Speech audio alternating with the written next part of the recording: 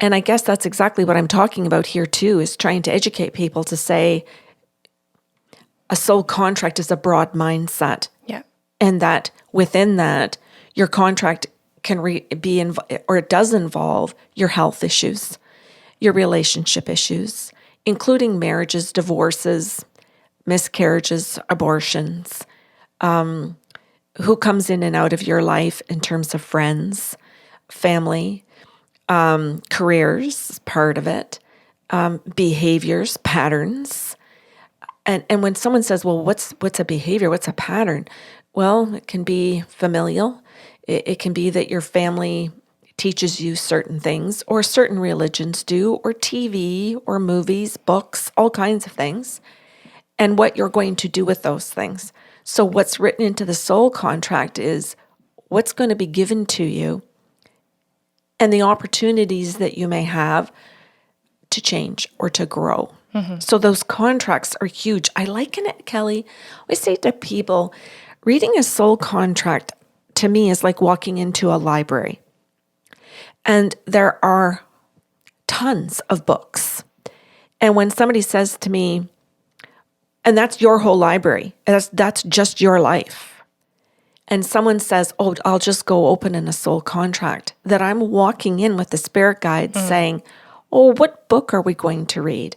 What part of her contract in this lifetime might be of interest to her or might be relevant that she would be willing to find context for it currently? Mm-hmm. So I have to be able to say to the guides, am I picking the book? Are you picking the book? They pick the book. If people think I pick the book, they're sorely mistaken, because we do less work than you think. Right? That's what you were trying to say? Well, I'll say maybe we have less choices than they think, or we have less power than they think. Yeah. Because I think some of them think, well, you pick it. And I think that's still courageous of some people. And I know for some it's not. It's a test. Mm-hmm. And I understand there are different types of clients. So the guides pick those books and say, hey, you're going to read this one on her patterns. She's stuck in this pattern. Here's the book on it. She's stuck in this relationship, this friendship. She's stuck with her sibling. Here's this book. And so the guides pick that, and then it's your job and my job to make sure that we download that book and then relay what we absorb out of it and give it to the client and see if they have questions so that we can read more of it. Mm-hmm. Is that... Yeah, actually, okay. The image that you've painted is making a really funny one in mine.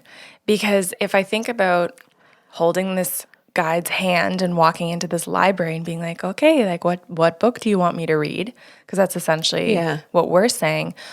If they walk in and go, here you go, you're going to start and read this one. And I think, oh, okay. You open it up and you start reading it. And then all of a sudden the guide whacks it out of your hand and goes, now start reading this one. Yes. And tell her how they make sense with each other. And you're like, okay, yeah, all right. And you don't get to put a bookmark in it. You don't get to put a bookmark in it and place it down neatly. It's like, oh, I'm reading this next page and I'm starting at page 56, right? And it's like, okay, so I see where, she's meant to break patterns of verbal abuse, and now she's in a workplace where she's being verbally abused.